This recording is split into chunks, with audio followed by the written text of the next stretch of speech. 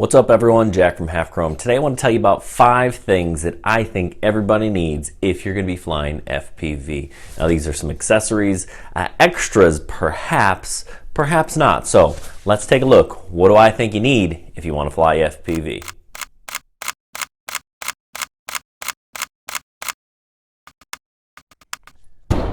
All right, so let's talk about this. Obviously, this is a backpack, but not just any backpack. It was a backpack designed to carry some things like a quad and your remote, batteries, laptop. And it really is a good idea. It's a time saver. It's actually also a good way to store your quad when you're not flying, so you can grab it and go when you do want to fly. So let's take a look at this one in particular, and then I've got a more inexpensive option that I think is also something you might want to take a look at.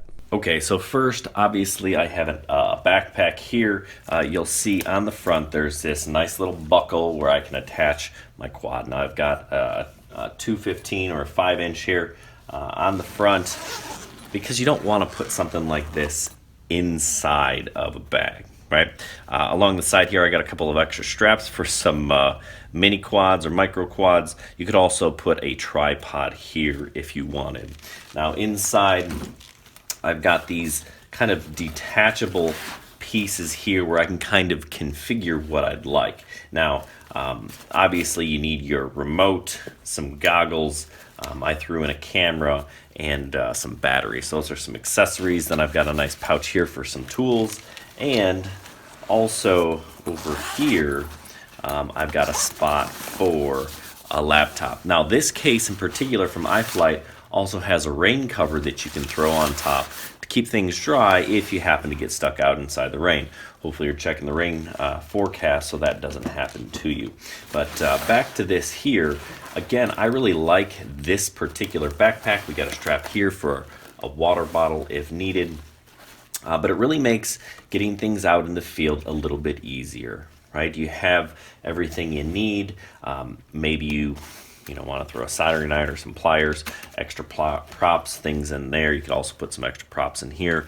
You could even attach something on the inside of this pouch here. So lots of different things. Now, while I'm inside here, there are actually some other things that I want to talk about that I do think are really important. If you're flying a quad like this, you're going to want another camera, right? Recording the DVR isn't always the best, and this little RunCam 3S is a really good model. Now I have this little mount that you can pick up Amazon or Banggood. They're not expensive, or you could even 3D print one of your own so that we can attach it on top of our quad like so.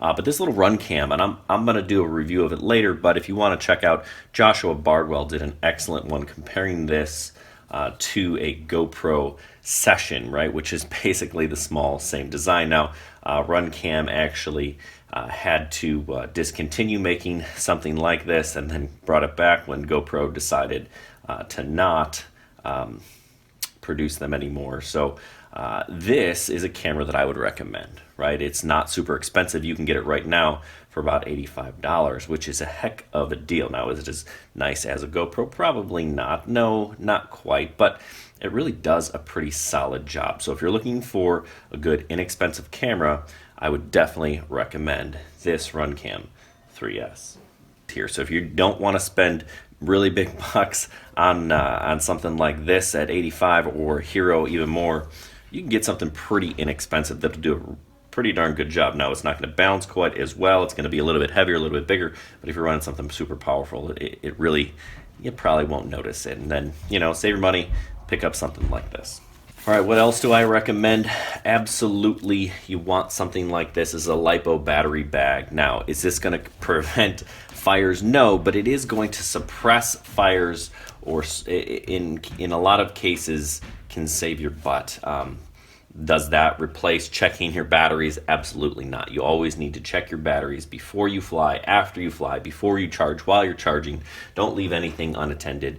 I had a friend of mine, a scary situation where the wrong charger was used, and that actually did create a fire. It was not in a bag. That would have helped the situation a little bit. Now, is this absolutely the answer? No, but it is a way to help keep yourself protect it a little bit more. And these bags are not expensive. You can get them for less than 10 bucks a piece, and they come in all different shapes and sizes. It's a great way to store batteries when you're traveling, and when you're not as well. So I like this bag. It'll slip right in there. Okay, so what else do I like? Now, these are some goggles that I actually really highly recommend. I think they're overlooked a lot. But if you're looking for something a little bit more premium that isn't Fat Shark and under $300, these eSheens EV200Ds are really a nice goggle. They've got the quad diversity. We have a fan. We have adjustable IPDs here. You can see that it takes a memory card, DVR, so you can record your flights. But and actually, these modules are replaceable, so you can put in more expensive or better modules. But really, I find that this gets excellent reception. It actually does better than my Fat Sharks. Now, these are some V2s, no fan. I do think the video is a little bit clearer in terms of crispness, resolution, but in terms of breakup, even with these really nice antennas, TBS antenna here, we got a Menace patch and a True D diversity module, I do think my eSheen EV200s outperform it. So these, definitely another thing that I would recommend. Okay, if you are going to pack your radio in a bag like this, make sure that you have some gimbal guards on it to protect it, because they will break. If you're just kind of throwing it in, you don't want to do that. Make sure you pick up some gimbal guards. And if you're wondering, hey, what radio do I recommend? The Taranis QX7 is the one that I recommend. I like the jumper. I do like the original Taranis, but in terms of bang for your buck, this is your best bet. And it accepts modules, so if you want to do I've got a jumper module in here, but you can do rapid fire as well. So lots of different options when we're dealing with that.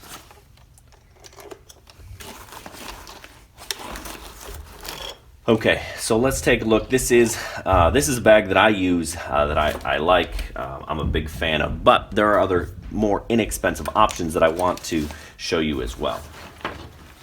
Here I have the URUAV. This is a bag for about $25. It's kind of hard to go wrong.